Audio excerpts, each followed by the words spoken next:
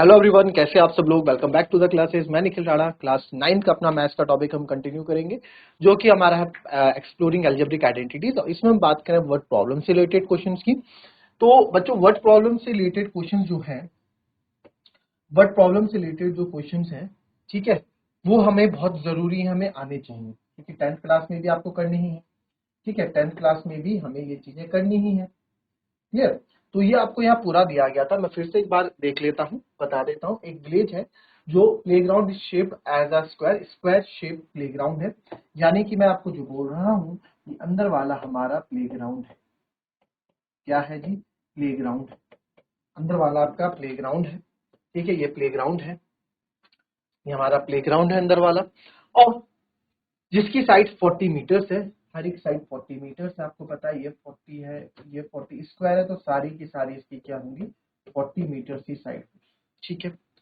फिर इसने बोला कि a part of width S metres created around the playground.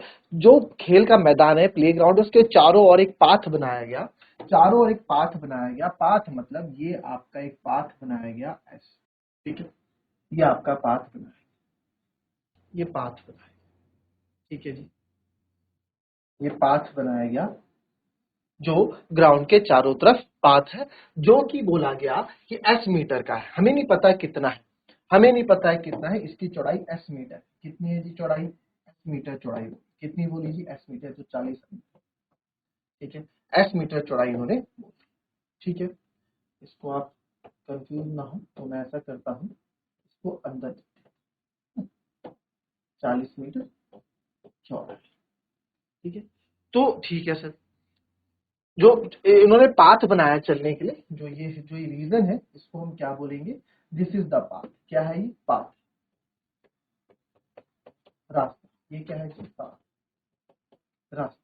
ठीक है, ये क्या है जी? पाथ, रास्ता। ठीक है, तो ये रास्ता है चलने का। तो बोला या find the expression for the area of path in terms of S. आपको एरिया ऑफ पाथ निकालना है, समझ रहे हो? Area of path. तो एरिया ऑफ पाथ ऐसे, एरिया ऑफ पाथ ये आएगा, एरिया ऑफ पाथ, ये आपको एरिया ऑफ पाथ। तो इसकी मैं नेमिंग कर देता हूँ, ए बी सी डी, और ये हो जाएगा पी क्यू आर एस। ठीक है, तो अगर आप ध्यान से देखेंगे यहाँ पे, अगर मैं एरिया ऑफ पाथ यहाँ निकाल रहा हूँ, तो गिवन आप लोग लिख लेना, वैसे डायग्राम हमने बता दिया है। एरिया ऑफ पाथ यानी बीच का रास्ता कैसे आएगा sir? Area of A B C D, क्योंकि area of A B C D भी एक स्क्वायर है, minus area of P Q R S. अंदर के उससे मैं निकालूंगा, तो ये आपका क्या हो जाएगा? एरिया। एरिया के लिए सर मुझे लेंथ और ब्रेथ की जरूरत पड़ेगी। एरिया के लिए मुझे सर लेंथ और ब्रेथ की जरूरत पड़ेगी। समझ रहे हो बात? लेंथ और ब्रेथ की जरूरत पड़ेगी एरिया के लिए। क्या बोलते हो? एरिया के लिए लेंथ और ब्रेथ की जरूरत पड़ेगी। बिल्कुल सही। एरिया के लिए लेंथ और ब्रेथ की। इसकी तो मेरे पास डायमेंशन है, बट बाहर वाली की तो है ही नहीं सर। बाहर वाली की डायमेंशन तो हमारे पास है ही नहीं। तो आप देखो, नाउ एरिया ऑफ पाथ निकालने से पहले अगर मैं आपको बोलूं सी डी बराबर कितना है, या ए बी बराबर कितना है, ए बी बराबर सी डी, क्योंकि साइड्स इक्वल है। ए बी बराबर सी डी बराबर ए डी बराबर बी सी, कितने होंगे ये? अब देखो सर, यहां से यहां तक तो ये 40 है, तो इतना तो मुझे कंफर्म है कि यहां से यहां तक तो ये भी 40 ही होगा। यहां से यहां तक तो ये भी कितना होगा? 40 ही। यहां से यहां तक ये कितना होगा? 40 ही होगा। अब दूसरी बात ये ठहरी यहाँ पे कि अगर मैं बोलूं ये कितना एस मीटर चौड़ा है, ये कितना है जी? एस मीटर चौड़ा है। अगर मैं इसको ऊपर भी खींचता हूं, तो आप देखो ये यहाँ से भी तो एस मीटर चौड़ा होगा। एस मीटर, तो ये कितना होगा? एस होगा यहाँ से। और सिमिलरली अगर ये यहाँ से एस मीटर चौड़ा है, तो यहाँ से भी एस मीटर चौड़ा होगा, ये भी एस हो जाएगा। तो 40 प्लस एस कितना हो जाएगा? 40 प्लस 2s कितना हो जाएगा सर? 40 प्लस एस यानी कि 40 प्लस 2s। तो इसको मैं डायरेक्ट लिख देता हूं कि 40 प्लस 2s, इनकी सारी साइड से जाएंगे 40 plus 2s metre. F metre है ना, तो ये भी कितना आएगा? 40 प्लस 2s मीटर हो जाएगी, ठीक है। 40 + 2 s इधर से s इधर से, तो 40 + 2। तो अब मेरे को क्या है, मेरे को बाहर वाले जो बड़ा, जो यहाँ पे वर्ग है, जो बड़ा स्क्वायर है, इसका क्षेत्रफल तभी तो मैं निकाल सकता था ना जब मेरे को क्या पता होगा, जब मुझे इसका डायमेंशंस पता होगी, जब इसकी लंबाई चौड़ाई पता होगी। तो मुझे अब लंबाई भी पता है, चौड़ाई भी पता है, सब। और क्योंकि वर्ग है, स्क्वायर है, तो स्क्वायर की लंबाई चौड़ाई, लेंथ और ब्रेथ क्या होती है बच्चों, सेम होती है, कोई बड़ी बात इसमें है नहीं, ठीक है सर। तो अब आप यहां देखेंगे, स्टार्ट कर देते हैं। एरिया ऑफ पाथ निकालना, एरिया ऑफ एबीसीडी, क्योंकि स्क्वायर है तो क्या होता है, साइड स्क्वायर का होता है फॉर्मूला, और ये भी कितना होगा, साइड स्क्वायर। तो इसकी साइड एबीसीडी की बड़ी है, कितना आएगा, 40 + 2s का होल स्क्वायर माइनस अंदर वाली साइड तो 40 का स्क्वायर। हम एरिया ऑफ पाथ निकाल रहे हैं, तो a + b का होल स्क्वायर लग जाएगा फॉर्मूला, तो हो जाएगा a² + b² + 2ab + 2ab, b कितना है हमारे पास, 2s, और माइनस 40 का स्क्वायर। -40 + 40 डायरेक्ट यहाँ कट रहा है, ये होता है 1600, 2 2 जा 4s² + 2 4 जा 8 2 जा 16, यानी कि 160 s हो जाएगा, और माइनस 1600, तो माइनस का 1600 प्लस का 1600 यहाँ पे आपका कैंसिल हो गया, ठीक है। तो एरिया ऑफ पाथ हम यहाँ लिख देते हैं इन टर्म्स ऑफ एस। उसने बोला है कि भैया जो आंसर दोगे, जो एक्सप्रेशन निकालोगे एरिया ऑफ पाथ का, एस के टर्म्स में आपको निकालना है, तो आपका एस के टर्म्स में आंसर निकल गया 4s² + 160 मीटर। ये क्या हो जाएगा आपका, ये आपने एरिया ऑफ पाथ का एक्सप्रेशन निकाल दिया। आप चाहो तो 4 कॉमन यहाँ पे ले सकते हो। अगर आप यहाँ 4 कॉमन ले लोगे, तो 4 कॉमन ले लोगे, ये आंसर भी सही है। और अगर आप 4 कॉमन ले लोगे तो अंतर बच जाएगा s² + 4s ही कॉमन ले लो ना पूरा। इन टर्म्स ऑफ s बोला था, तो s² नहीं बोला, s² नहीं बोला, इन टर्म्स ऑफ s बोला अगर, तो सर 4 और s भी कॉमन ले लो, s भी दोनों के पास है, तो अंदर बचेगा s + 4 4 जा 16 4 s 4s s प्लस, ठीक है, ये आपका आंसर। क्लियर? तो ये था हमारा भी बढ़िया क्वेश्चन। इसको आगे आप और कंटिन्यू करें, इसको पहले अच्छे से देख लें, समझ लें, फिर हम आगे दूसरे क्वेश्चन पे बात करेंगे।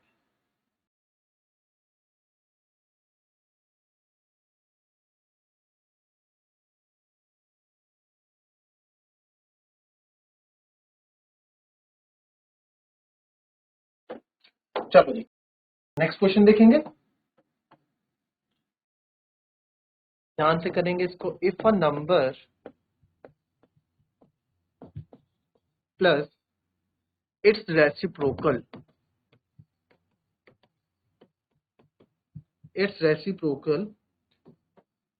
Equals 10/3, find the number. क्या बोला, if a number plus it's reciprocal equals 10/3, find the number. बहुत इजी है, कोई एक नंबर है, उसके रेसिप्रोकल को अगर हम सम कर देते हैं उसके साथ, तो 10/3 देता है, नंबर फाइंड करो। तो कोई दिक्कत है क्या इसमें? मेरे को तो नहीं लगती कोई दिक्कत होनी चाहिए। अब पर हमें नंबर ही नहीं पता सर, नंबर क्या है? जब मैथ्स में कुछ पता नहीं तो उसको ले लो x, और क्या है, यही तो पढ़ते आ रहे हैं। तो let the number be x, therefore its reciprocal हो जाएगा 1/x। कोई दिक्कत किसी को? इसका रेसिप्रोकल हो जाएगा 1/x। Now according to question sir, according to question sir, according to question क्या है, अकॉर्डिंग टू क्वेश्चन क्या है सर, अकॉर्डिंग टू क्वेश्चन ये कि इनका जब हम सम करते हैं ना, इनका जब सम करते हैं ना, तो 10/3 के बराबर आ जाता है। 1 और x का एलसीएम हो जाएगा सर x, यहाँ कुछ नहीं है तो x इंटू एक्स x², ये एज इट इज ऐसे ही रहेगा, जाएगा 10/3। आपको पता है क्रॉस मल्टीप्लाई कर देना है, x² + 1 से तो हो जाएगी 3 की मल्टीप्लाई इधर आके, और ये 10x हो जाएगा, x इंटू 10x। आप इसको आगे सॉल्व करोगे तो हो जाएगा सर 3x²। 10x को आपको 3x² + 3 = 10x, क्योंकि मेरे को 3x², 3 मल्टीप्लाई की मैंने अंदर, है ना, 3 मल्टीप्लाई तो क्या है। अब आप यहाँ देखोगे तो अब क्या करना पड़ेगा, 3x² 10x को इधर ले आता हूं सर, माइनस का 10x बराबर प्लस का 3 इज इक्वल टू 0। एक क्वाड्रेटिक इक्वेशन बनके मेरे पास तैयार है, अलजेब्रिक एक्सप्रेशन, जिसको आप क्या करेंगे, फैक्टराइज करेंगे। हम इसको फैक्टराइज करेंगे, फैक्टराइजेशन आपको सिखा रखा है, 3 3 9, तो ऐसे फैक्टर बनाने के आपको 10 मिल जाए। और 9 और 10 पड़ोसी अड़ोसी पड़ोसी, किसका काम आएगा, किसका काम आएगा, 1 का। किसका काम आएगा, 1 का। तो sir 3x² minus 10x plus, ठीक है, 3x² माइनस 10x प्लस 3। तो अब आप यहां देखेंगे सर, तो यहां हो जाएगा 9 और 10, 3 3 9 और ये 10 हो जाएगा 3x² माइनस, इसको मैं क्या कर सकता हूं, 9x माइनस x लिख सकता हूं, क्योंकि माइनस माइनस प्लस हो जाएगा, है ना, और प्लस का 3 is equal to 0। Sir 3x common ले लो, अंदर बचेगा x माइनस 3, माइनस जहां कुछ कॉमन नहीं होता वहां 1 कॉमन लेते हैं, बचेगा x माइनस 3 इक्वल टू 0। तो सर यहाँ बच जाएगा x माइनस 3 और 3x minus 1 is equal to 0। तो सर यहाँ से x minus 3 is equal to 0 और 3x minus 1 is equal to 0। तो x बराबर आ जाएगा 3 और x बराबर आ जाएगा 1/3। ठीक है, तो आपका नंबर क्या है, आप x3 ले लो चाहे 1/3 ले लो, कोई सा भी आप यहाँ पे ले ले, बट आपने नंबर माना है, तो नेचुरल नंबर हमें, let the number be x, और इसको आप मान लो x belongs to natural number, है ना, हमने नेचुरल नंबर माना है। तो हमारा नंबर क्या हो जाएगा, 3, ठीक है, और 3, तो देयरफॉर और नंबर इज, ठीक है, अब इसको ले लेंगे, क्योंकि नंबर हम मान रहे हैं नेचुरल, हमने ये नहीं बोला कि हम कोई फ्रैक्शन मान रहे हैं, तो 1/3 को हम यहाँ पे कंसिडर नहीं करेंगे, ठीक है, 1/3 को कंसिडर नहीं करेंगे।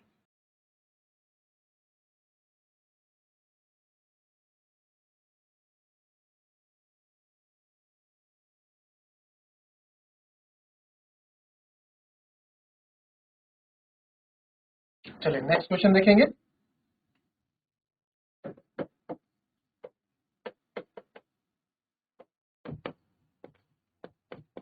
एक रेक्टेंगुलर पूल है, has area 2a² plus 7x plus 3, 2a² plus 7x plus 3 square has task. ठीक है, अभी बताएंगे हैज टास्क क्या है। If its width is 2x plus 1 has task, find its length।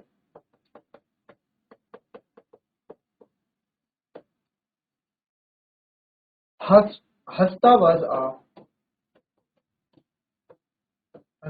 a unit, हस्ता क्या एक यूनिट है, used to measure length। देखिए कॉन्सेप्ट बहुत इजी है, बस क्वेश्चन को थोड़ा घुमा दिया, हस्ता वर्ड यूज कर दिया, एक्सप्रेशन दे दिया, है ना, और क्वेश्चन को बना दिया टफ। हालांकि क्वेश्चन बहुत इजी है, ताकि बच्चे क्वेश्चन देखें और छोड़ दें इस क्वेश्चन को और बोले कि सर हमें तो आया नहीं, हमें तो पढ़ाया नहीं। पर जब टीचर इस क्वेश्चन को बताएगा तो आप लोग अरे ये तो हमें आता था। क्या है इस क्वेश्चन में, कुछ भी तो नहीं है। एक रेक्टेंगुलर पूल है जी, ठीक है सर, एक रेक्टेंगुलर पूल है, मान लेते हैं रेक्टेंगुलर पूल हमारे पास है, इसका एरिया आपको दे दिया है, ठीक है, इसका एरिया आपको दे दिया, रेक्टेंगुलर पूल का एरिया जो कि है 2a² plus 7x plus 3 square हस्ता, हस्ता इसका एरिया, चलो इसको हटा दें, ये इसको एरिया दे दिया। इफ इट्स विड्थ इज, ठीक है, अब इसकी जो चौड़ाई है, जो चौड़ाई है 2x प्लस 1 हस्ता,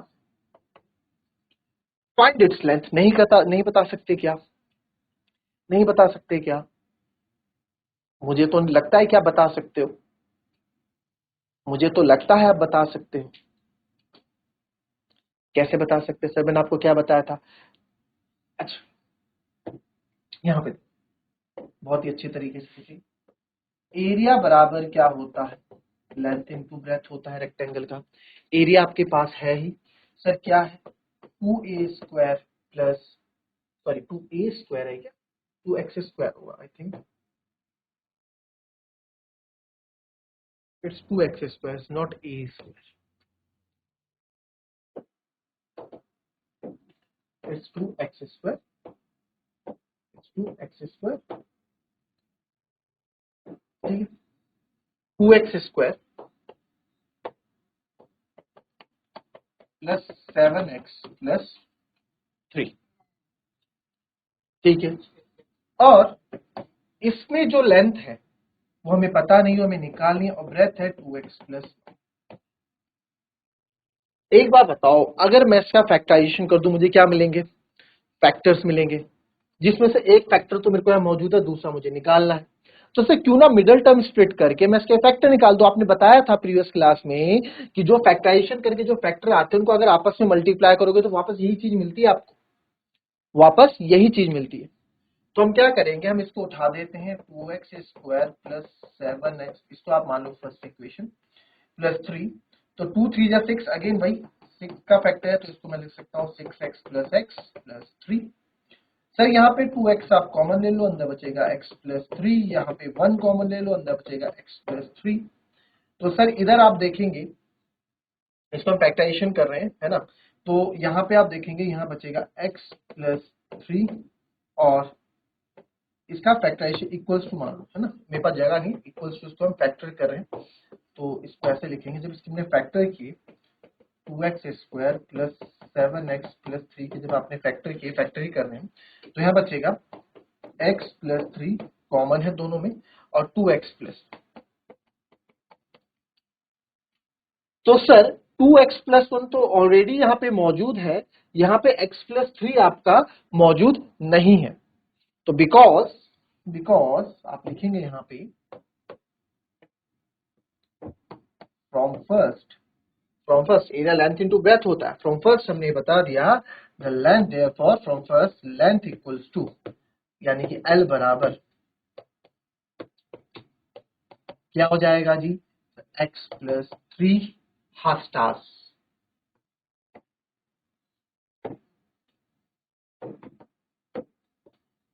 x प्लस 3 हाफ स्टार्स, ठीक है। इस तरह से क्वेश्चन करना था, को तो क्वेश्चन इतना बुरा था नहीं, इतना टफ था नहीं, थोड़ा कॉन्सेप्ट यूज करना है, बाकी क्वेश्चंस आपके इजीली आपको क्वेश्चंस आपको देखने को मिल जाएगा। क्या करोगे, फैक्टराइजेशन, जब भी आप फैक्टराइजेशन करते हैं, किसी भी चीज का फैक्टराइजेशन करते हैं तो फैक्टर निकल के आते हैं, तो वापस में वो इनका मल्टीप्लीकेशन ही यही होता है। देखो इनको मल्टीप्लाई करोगे ना, आप चेक करना, आपको यही मिलेगा वापस 2x square plus 7x plus 3, आप करके देख लो, करके देख लो, x into 2x square, x into 1 x, फिर 3 से मल्टीप्लाई होगी, 3 2 जा 6x प्लस 3 1 जा 3, 2x स्क्वायर ऐसे रहेगा, x प्लस 6x हो जाएगा सर 7x और ये प्लस 3, देखो सेम है। तो ये कॉन्सेप्ट यहाँ पे यूज करते हैं। तो हर एक बारीकी चीज को हमें बारीकी से समझना है, कौन सी चीज आपके कहाँ काम आ जाए आपको भी नहीं पता, ठीक है, बट आपको सब चीज पता होंगे, कॉन्सेप्ट क्लियर होंगे, तो कोई सा भी क्वेश्चन आपके लिए टफ नहीं रहेगा। तो मिलेंगे आपसे अपने कल की नेक्स्ट वीडियो में, तब तक के लिए be happy, be healthy and be safe. Thank you and have a nice day.